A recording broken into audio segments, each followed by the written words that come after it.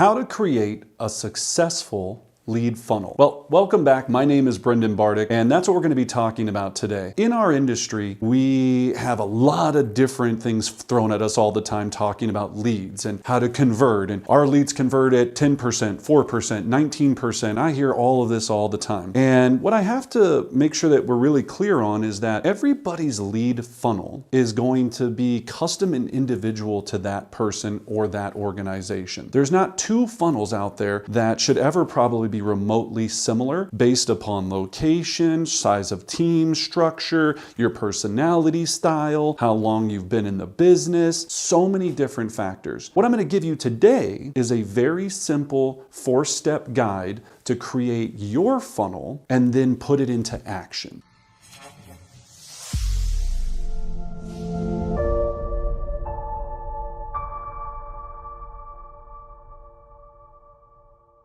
So let's get started. When we think about a funnel, I'd like you to take a piece of paper, and on that piece of paper, I just want you to draw an upside down triangle. Easiest way that I can explain it. So upside down triangle, all right? At the top of the funnel, or at the top of the triangle, you're gonna have that line drawn straight across, okay? So it's gonna look like, a line of a triangle. At the top, I want you to start thinking about where you're going to get leads and client opportunities from. And I like to call this the scoops of ice cream on the ice cream cone. So you got this triangle, which is your ice cream cone. What are gonna be the big scoops that we're gonna put at the top that are gonna start to melt and go all the way down into our cone? And here's some things I'll throw out at you. It depends on your type of business. Now, if I'm creating a funnel for a brand new real estate professional, then we have a couple of options here, which I'm gonna show you a small budget option or no budget option, which I think is the best way to start. And then as you start making money, to create a bigger option, and then we'll talk about how to grow it from there. So if you're a brand new agent, probably at the top of your funnel, you're going to do a lot of outbound activities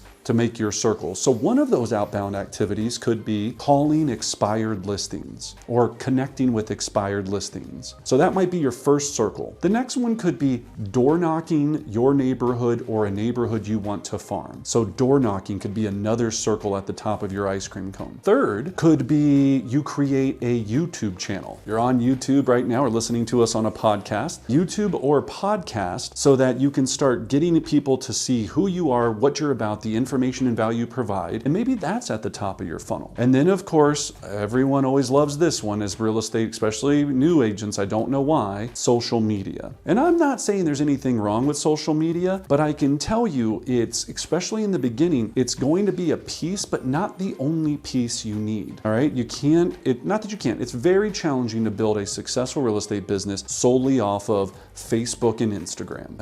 It's just a fact, especially without paid advertising on the two. And I know if you're having massive success with that, feel free to share it in the box. I'm sure someone out there is. I'm saying on average, the masses. So you have those activities. Then you could possibly have, and don't put all these up there just yet, networking, right? So what are your networking events? Maybe you have a book club, maybe you're involved in a charity, maybe you have different things that you do that help produce connections to people. Meetup groups is a possible good one there that you could start to do. Chamber of Commerce, political affiliations. So do you see how we're building out that entry level of funnel? My recommendation to get this right, think about 2 to 3 and get those really good. There's no reason to have 8, 9, or 10. In fact, you could really put 3 up there and then just focus on one for the next 2 to 3 months as you improve that and then head on from there. So give that some thought. So that's at the top of the funnel. Then on the next thing, I want you to maybe go an inch down on your paper, draw a line. And then the next thing we need to do with leads is we need to categorize them and create filters. To do this, when we put them in our CRM, and agents get so worried about, do I have the right CRM? There's no perfect CRM. They all have pluses and minuses. Every single one of them is basically designed to start here, funnel down, and help you stay organized and provide your clients with value. And then some of them get a lot more detailed as you have a massive database because you're generating and taking care of so much information. Now, we're gonna put links below. One that I utilize is Real Geeks. So I've been using Real Geeks for years. I love it, it works for me, but it was an evolution of building that system out over time. I know a lot of agents that have great success with Boomtown. I know agents that have great success with whatever their company's website is. It just depends on where you're at, how much money you have to spend and what you're looking at. But once we meet a person, so let's go back to our top of our funnel. So we met somebody through networking at a barbecue or an event or whatever it is. We come back, we need to put them into our CRM, our management system, okay? And what we need to do is make sure what we have is what I call a legend. You need to have a legend. The way that you classify and categorize somebody every time you put them into your system. So you have to make sure by either watching the CRM's informational website, learning from others, there's ways to do this right, and there's ways where you can really screw up your database from the start. So make sure you understand the statuses, urgencies, time frames. And what I mean by this is, let me take it very simple. You meet someone at barbecue. You put them in your CRM. And when you put them into your database, you're going to classify this person as, here's what ours is, contacted. So I've been in contact with this person. If I found out that they were looking to buy a house in the next 30 days, our status is going to be hot. So we mark them as, I met with this person, I've been in contact with them, human contact. I know that they're looking to sell in the next 30 days. That's my hot classification. And their status is that needs to get pre-qualified. So I know that that's the legend. Then from that, you can start building out other categories. Let's say that they weren't ready to buy for 90 days. Well, maybe that's urgency is warm for you. Maybe things past 90 days is cold. I will make sure that you understand ours, and we'll make sure that that's all laid out, but it has to be specific, and it depends on how your CRM classifies things. I guarantee you there's somewhere in the helps system that talks about how to do this, and then you're going to have to add to it and build customization to it. So now we've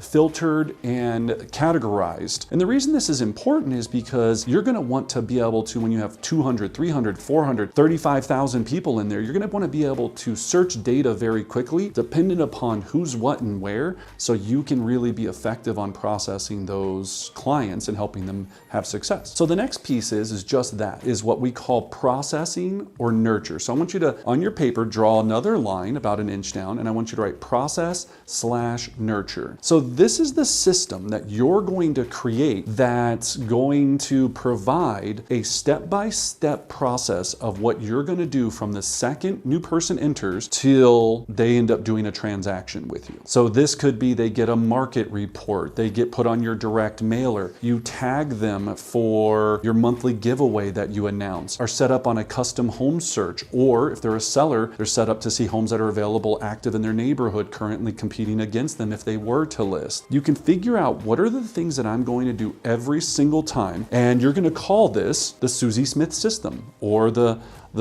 John Adams system. It'll be your system, or if you're a really successful agent on a team, you're going to need to learn that team's system so that you can understand and we're all talking the same language. Perhaps a team owner created this for you and spent hours and hours to make it elaborate so that you don't have to do it. That's awesome, right? But make sure you know how to use it. It is extremely critical. So you've got to figure out how to process and nurture people, because we know that the average conversion for a new buyer lead is 550 days. 550. That's a lot of days. Somebody could pop right away. Somebody might take 4 years. Somebody might take 10 years. Is your system set up to nurture a client for 10 years before they decide to buy or sell with you? That's what we have to make sure we're developing in that section. One more line down, I want you to draw another line down an inch. Now we have to convert, C-O-N-V-E-R-T, convert. So now we've nurtured, and now we want to lead down to this next thing, which is an appointment. Okay, so you have to go on an appointment. So now you've been nurturing, and they raise their hand and they go, we'd really love for you to come over and take a look at our house.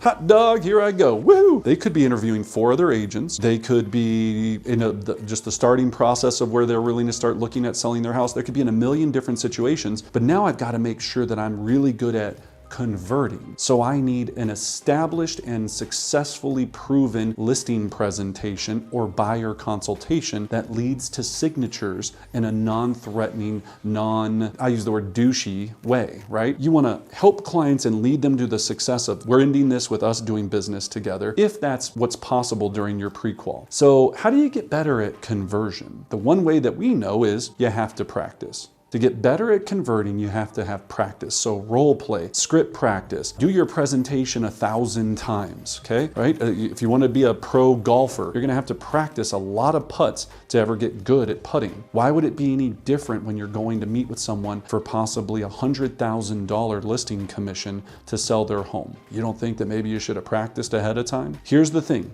Sell your program, not you as the person. If you don't have one, we have one available to you. Feel free to connect with us, BrendanBartic.com. We have it all detailed out with where to buy it, how to do it, all that fun stuff. And then you customize it a little bit to yourself. Once you have it, you got to learn how to use it. So then join us for role play Monday, Tuesdays, and Thursdays, 12 o'clock Mountain Standard Time. If you want information on that, go to our private Facebook page. All of that information is there. This is what professionals do. Are you in a community around people that are wanting to bring you to the next level? And then the last piece, I want to draw one more line. You should have just a little bit left of your bottom of your triangle there. Repeat. So that's it. Now we're going to repeat. We're going to ask for referrals. We're going to provide something that we call the promise during the transaction. And that's an entirely different video. Just Google Brendan Bartic, the promise, where we make sure that we get a buyer or seller referral from every client we help, plus a 5-star review. I'm going to provide value to our client with our custom 30-touch marketing program. So after they close on their home, they're going to give me additional referrals. We're going to become friends. We're going to be in a relationship together where they're going to want to send business my way. That's the funnel. So let's restart this over. Think of your ice cream scoops on top. The next is it's going to start melting down. We need to categorize and filter the information. So we have to have our legend. That's very important. The next piece, we need to process and nurture. If it's a seller lead, I do this. If it's a buyer lead, I do this. The next section is I have to convert. So my listing appointment and buyer consultation are designed and proven, and I practiced them. That always leads to me doing business and providing great value to my client. And then at the very bottom of our ice cream cone or our sales funnel, repeat and repeat and repeat. And that's where you just put a $sign, a smiley face of a happy client, and they're so thrilled about your service and your continued service that they send you people for the future. Put it into action. If you have questions about this, ask us in the comment section below. Share this with someone else that might be needing a sales funnel right now. And as you develop it, those 3 scoops of ice cream at the top, they're gonna change over time, right? Maybe one day your ice cream scoops are billboards, TV ads, radio. It's gonna change depending upon, in the beginning, you have more time, so you're gonna do efforts that take up your time. As you build a successful business, you're gonna have more money, so you can leverage that money so you don't have to spend as much of your time to produce the same result. A lot in that one. I'm gonna be dropping a lot more videos about sales funnels and nurturing systems and all of that, but I hope you enjoyed it. Hit the like button, that would mean the world to me, and if there's anything I can ever do, please don't hesitate to reach out.